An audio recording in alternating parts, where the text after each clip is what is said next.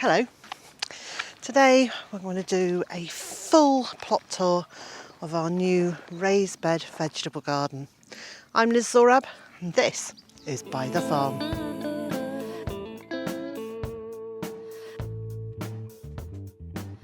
This polytunnel was put up in November by First Tunnels, and during the winter, whenever weather permitted and my energy levels, I came out and I started creating raised beds out here in the new vegetable garden. I've created 12 beds, 3 in each row and 4 rows, and the beds at the top and the bottom, so the outer edges, are 12 feet long and 4 feet wide, so that's 360 centimetres by 120, and the 6 beds in the centre are the same length, so 12 feet long, 360 centimetres, and 100 centimetres wide, which is just over 3 feet. I did a quick calculation this morning and I think that works out at 504 square feet of growing space, which was 46 and a half, nearly 47 square metres. I hope I've done that right. And if you want that was in yards, it was just over 50 square yards. Now that doesn't include the pathways, that is literally just the growing space in these raised beds. And then downhill from the raised bed vegetable garden, I've got some more raised beds. I've got these large metal raised beds. These are going to have asparagus in them. There will be 3 beds along here, and that's the only thing I'm going to grow in them. She says with a wry smile, I may well end up growing strawberries in with the asparagus because they are quite a good combination. Strawberries act as ground cover and reduce the number of weeds, and because the asparagus is very light and airy, it doesn't block out too much light for the strawberries. Then there's what will be another pathway. At the moment it's just a row of grass. Then I've got some weed suppressing membrane here and a row of gooseberry plants. So thank you to Tony for these gooseberries. He gave them to me as a moving in present. Very grateful for them. I'm really pleased because they're doing really well. And then at the back are 3 Amelanchier trees. They will in theory get quite large, but because they're downhill and the sun's in that direction, all the shadow will be cast that way, and that's not growing space for vegetables and fruit there. So at the back here, there's a weed suppressing membrane, and then this is sheep's fleece. So not wanting to waste any of our resources. When the sheep were sheared last year, kept the fleeces and I've put them down there, and they've just been sheared again, so I can carry on adding more fleece. It holds the weed suppressing membrane down. Apparently slugs don't like it very much. I'm not sure about that yet, and I'll report back when I have an opinion on that. So the garden is still very much in a state of being made, but those main raised vegetable beds are now completed and they're mostly planted up. And just as I did in our last home, I will number all of these beds so that it's really easy to reference them. I can draw a plan, Mr. J will understand where everything is planted, and it will make it much easier for sharing that information with you. So here we are, bed number 1. It's at the top of the slope and nearest to the polytunnel, and it's got broad beans in it. Now I don't really use a planting plan in a very rigid, constructive way. I tend to just go with my instinct, and also I just plant whatever I've got ready in whichever bed is ready. So this was the first bed I made and filled, and I've got to say I didn't do all the filling of these, and anybody who has been to visit us in the last few months have helped by either moving wood chips or moving compost and soil to get these beds filled up. I have done an awful lot of them, but I don't want to say that I've done them all on my own. I really haven't. So this was the first bed that was completed, and the broad beans were the first plants that were ready to go in. They are now flowering. We're on to our second or third truss of flowers. I would really like to see some small beans on these, but as yet I can't see any developing. Hopefully it won't be too long before we have a broad bean harvest. There's two other things planted in here. There are a few chives at that end, and at this end there are some ornamental alliums, just very small ones. Can't even remember what colour they are, but it won't be very long before they're out as well. And as soon as these broad beans are ready to come out, I will have another crop waiting to go in, so there will be that constant movement of crops going through each bed. Bed number 2 started off with these beautiful ranunculus flowers in them, so there were several rows planted. Some did better than others. A little bit I was exploring to see how they grew. It's the first time I've grown them, and it's one of the plants that I'm considering having for cut flowers maybe next year. They've been beautiful, they have been great. I've cut several bunches of them, and if I grow them next year they'll be down in the cut flower field. And then in between these ranunculus I've planted some potatoes, so they are about 2 inches just under the soil, and in the last week I have now put on a second layer of wood on this raised bed. It's a bit mismatching. There is a small gap here which I need to address, but the reason I've put on a second layer of wood, and I might even add a third, is because I'm going to be earthing these potatoes up, but I'm not going to be using the compost and soil that's in this raised bed. I'm going to be using grass clippings to mulch over these potatoes and exclude the light from the tubers, and so I'll need the extra depth to contain those grass clippings and keep them in this area. And as the season goes on, if the potatoes need more depth than this, then I'll just put another layer of wood on and keep on piling them up. I'm really conscious of costs at the moment. Timber, wood is incredibly expensive, and so most of these beds are made from recycled wood, recycled from other projects that were already on site when we moved in. So there's a whole load of decking boards that have been used on this side of the bed, and on that side of each bed, wherever possible, I've used recycled timber, so that's bits of 2x4. For the pieces in the corner supports, they're pretty much all from either recycled pieces or offcuts from other projects. But so that I could complete all of these beds, I have had to buy some timber. And bed number 3 is divided into 2 halves. At that end there are strawberries, and at this end it's Asturian tree cabbage. And then right through all of it there is Love and a Mist, so it's Nigella, and that variety is Mrs. Jekyll, which is a really pure white flower with a dark centre.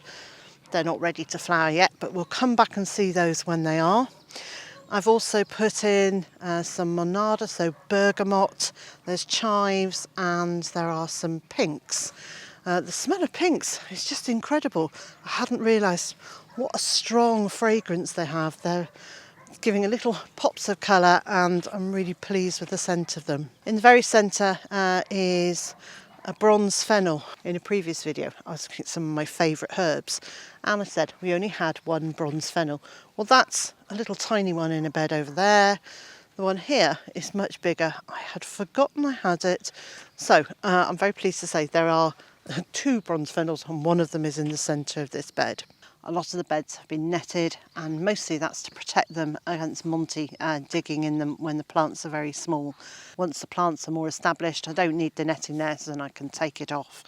And in bed number 4 here, it's another polyculture, although mostly this is French beans. So I've put in 3 rows of, I can't remember which way round it is, a yellow, a green and a purple. I think maybe the purple bean is at that end and the yellow is at this end. But they've been planted in groups of 2 and 3 beans, about 4 inches apart in rows going down.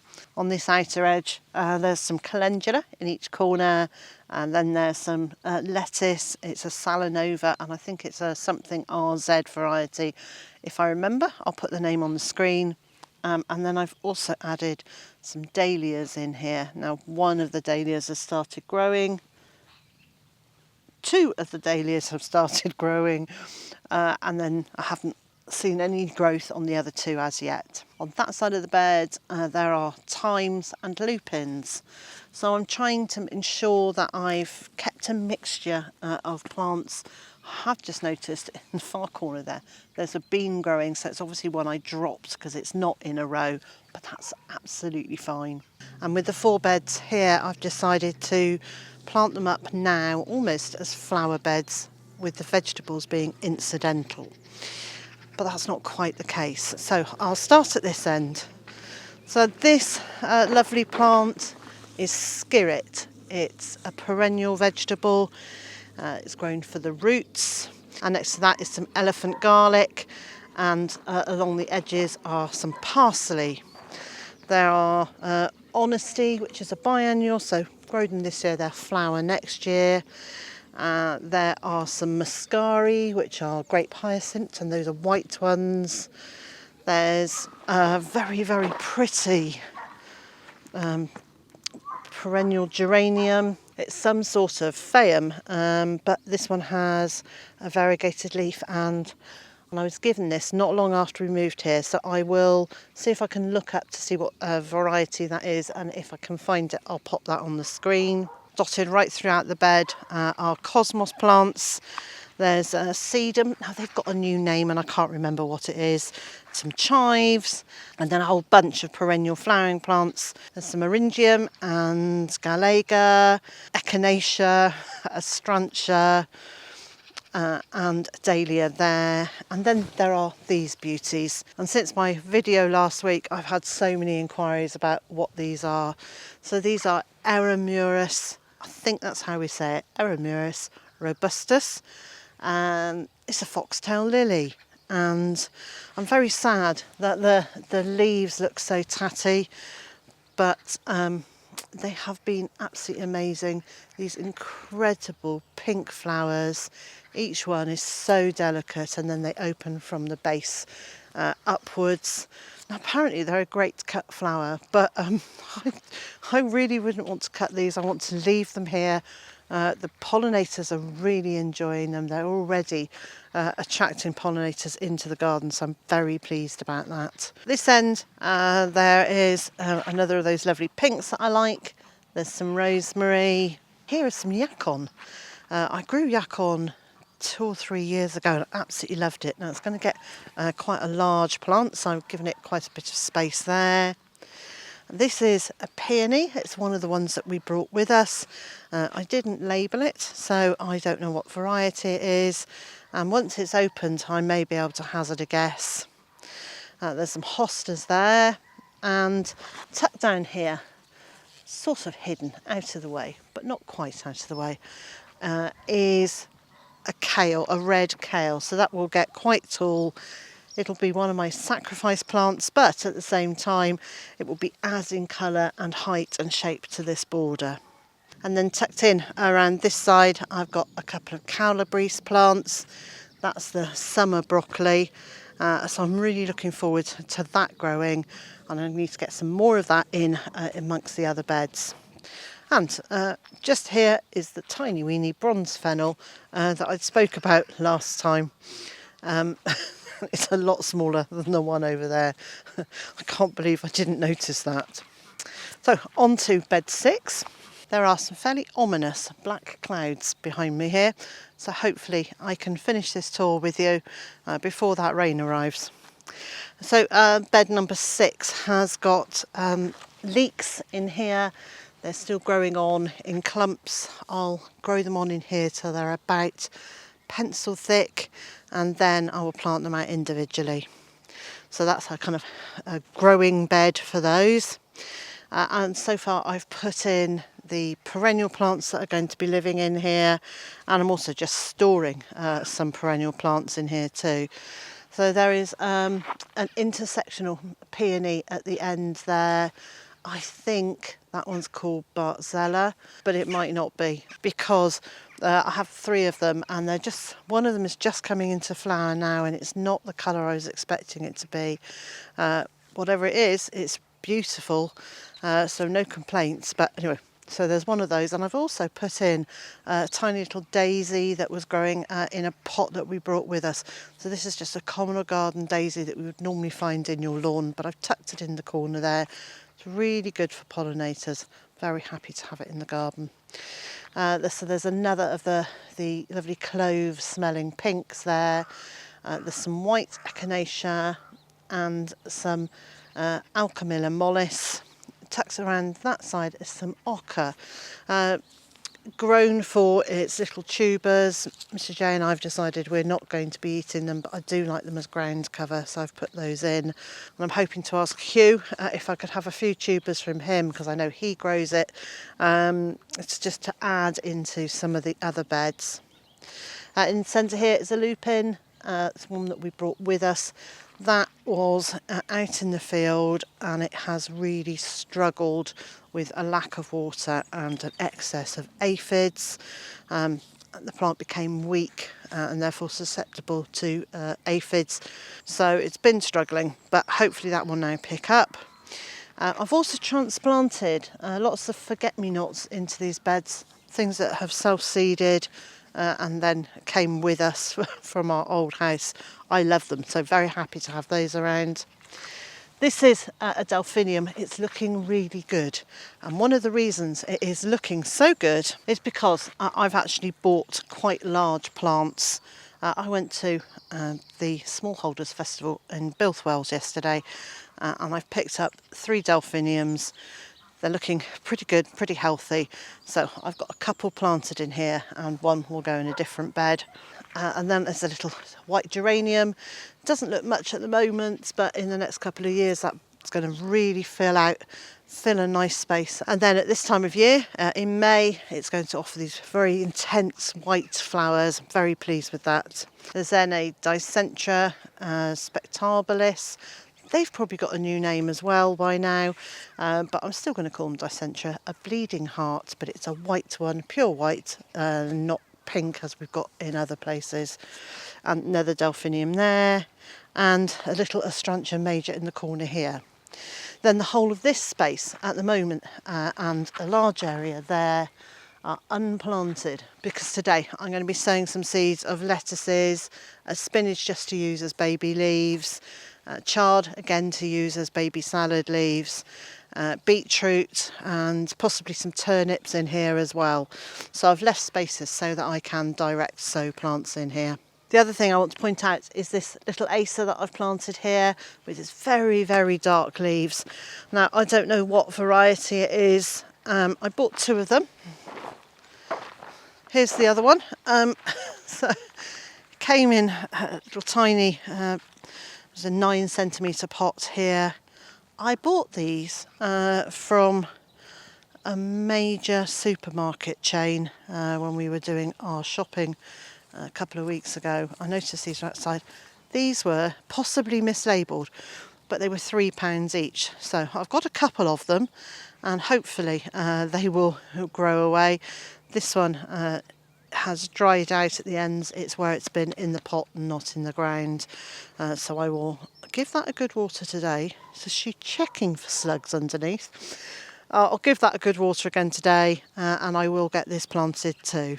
Now you can see all around me I'm surrounded by plants waiting to go in, but they're not just waiting to go into beds here. I've got the flower garden further down the hill, and they're waiting to go in there, but those beds aren't ready yet. So in the meantime, I've got them here. It means that I'm keeping an eye on them. I can keep them watered if I need to. However, we've had so much rain recently, I haven't really needed to water them. I've been seeing on social media people saying they desperately need some rain. It has rained most nights here. It's rained not every day, but nearly every day at some point during the day. The ground does feel really quite saturated underfoot. It's quite squelchy and everything is growing incredibly well because the air has warmed up. There's a lot of moisture in the soil, and everything is just, actually mostly it's just the grasses and the weeds are really, really growing away. So bed number 7, we're back to near the polytunnel again now. Again, it's a polyculture. There is an Acer bloodgood there, which has got the deepest purpley red leaves. I absolutely love it. My parents had one in their home. I always envied it, so I'm very pleased to have that now. So this bed, again, is a combination. It's a polyculture and a real mix of plants. So I've got foxgloves, which I'm not going to do anything this year, but they will flower next year. There's some honesty, again, won't flower until next year. There's some thyme and hostas. There are, so she looking very carefully at what that is. There's another Gallagher there and some astrantia, lots of cosmos in here. Another of the dicentra with the lovely white flowers, forget-me-nots, lupins. Pretty much it's the same plants in different combinations in the various different beds. There is another Eramuris here, and that's a variety called Cleopatra. I think it has orangey flowers. The flower stalk is just starting to come up now. There's a sweet Sicily here, there's some monarda, that's bergamot, and some nepeta, and what have we got over there? A thyme over there. And then the main vegetable growing in this bed this year is courgettes. So I have 2 courgette plants planted on that side of the bed for them to grow out towards the sun in that direction. So bed number 8 pretty much reflects what's going on in bed 5. Have I got the numbers right? Yes, 5. So where I've got skirret there, I've got skirret here, peonies are opposite each other. So fairly much reflected it so that when you walk through this bit, it almost feels like one complete bed with a walkway in it. That end I've got a yacon, and at this end I've got a tithonia, so the Mexican sunflower will get quite big, little orange flowers, great for pollinators. And then I have got honesty and the echinops, and again there is a dark red kale and some parsley, this lovely peony which is coming, that's one that I brought with us from our old house. There's some more Eramuris here. This is a slightly smaller one. It's called, I think this is Cleopatra. There's some nepeta. There's some more of the calabrese at the back there. So it really is a reflection of the bed here. The cosmos in these 2 beds is a variety called cupcakes. I thought they were really pretty. It's the first time I've grown that variety, so we'll see how those get on. This is a lesser spotted garden rake, and I've popped it there so that it's not lying on the ground like a lot of my other tools. And then the couple of things that we've got in here that isn't in the bed behind me is that there is a white penstemon over there. I really like white flowers in a garden. I like the way that the white stands out against the green foliage. Makes my soul sing. And at that end there is a perennial kale, and it's a variegated, I think it's a Benton's kale, and I think it's a variegated version of that. So I'm excited to see how these beds grow and develop and fill out over the summer. Let's move on to the next one. Now, I'm still in the process of planting up bed number 9. So I filled this the day before yesterday. And so I've managed to get these plants in so far, and again this is going to be a lot of perennial flowers and then veg growing in amongst them. So I've brought my seeds out with me to get some things in here, and again there'll be more lettuces, spring onions, chard, and lots of beetroot. So what have we got in here? I've got geranium phaeum, absolutely love it. Dark, very small, dark purple flowers held high above the leaves. I've got a couple of clumps. When I say clumps, they're like a single stem, but they will become clumps. There's a hollyhock over there, and some borage. Yet another of the Eramuris, or a couple, 3 in fact, Eramuris. There's a dahlia waiting to go in there. There's some phlomis over there. Absolutely love it. It becomes quite a big plant with small yellow flowers on it. There's the dicentra. I know there's lots of forget-me-not in there, and there's also some bergamot. And as those clumps grow, I will divide them out. Here I've got an oriental poppy, which I brought with me from the last house. I have a feeling this one is quite a pale blush pink. I don't think it's a dark red one, but we'll see because I did have both. And just here is a purple cow parsley, and the variety is raven's wing. Down here I have got some tiny straggly little plants which don't look very much at the moment. They're actually cyclamen. It's not just that they're cyclamen, they are ones that my father gave me. Now, my father passed away in 2006, so I've been moving these with me from house to house, and I'm so pleased that they have survived. They've already flowered this year. They formed little seed pods, so hopefully that clump will now spread out there. At the end here are some Canterbury bells, and here is a yellow scabious, and I can't remember its proper name, but I will put it up on the screen. I have a few of these thanks to my friend Natasha, who really kindly gave them to me just before we moved. Really pleased to say at least 2 of them have survived the winter. And they're looking like big healthy clumps now. That will get really quite big with beautiful, very large yellow, pale yellow flowers on them. In fact, the flowers are starting to come, so it won't be very long before I can show you those. Bed number 10 here is a perfect example of what happens in nature if soil is left bare. It covers it with weeds, and it is absolutely covered in weeds, so I need to come through and take those out. At this end I've got several pots of that dicentra, and over there some cardoons waiting to go elsewhere in the garden. At this end I've put in some Babington leeks, so those are a perennial leek. Then there are a group of lupins. I'm growing those on, ready to move down to the flower field. There are a selection of Chilgia beetroot here. I'm really pleased to see they are growing nicely. I can actually see maybe a little bit smaller than a golf ball, but they are coming. Over here are some lettuce, a sweet Sicily, and then along the edges, despite it looking like grass, there are quite a lot of clumps of Welsh onions. That's a perennial onion that you use by lifting the clump, using what you want, and replanting the bulb and root of what you're not going to use for that to grow on to make your next harvest. Yesterday afternoon I weeded through this bed, had a good look at it. So this 2/3 are garlic, and that end has got some onions in it. So I removed all the weeds. I looked at where the spaces were, where the garlic or the onions haven't grown, and I've planted in some red cabbage. So there are 10 red cabbages in here, planted more towards the middle than the outer edges because their leaves get really big. I plan to change the netting on this bed, so there will be a slightly taller hoops and the soft black netting that's the butterfly netting, because I want to use this on a different bed.